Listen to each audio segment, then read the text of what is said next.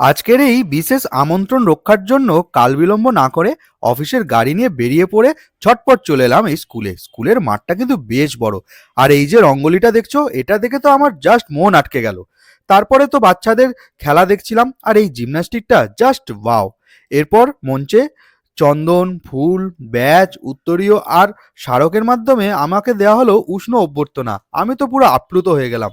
বেশ কিছুটা সময় কাটানোর পর আমার আমি এই একটাই যে জ্ঞান অনুরোধ, দিতে শুরু করলাম। প্রত্যেক গার্জেন এবং বাচ্চাদের মোবাইলের দরকার আছে, কারণ এখন অনেক কিছুই ডিজিটালে পড়াশোনা হচ্ছে, কিন্তু তার পাশাপাশি মাঠকে ভুলে গেলে চলবে না, কারণ জীবনের ভিত মনে দেয় কিন্তু মাঠ।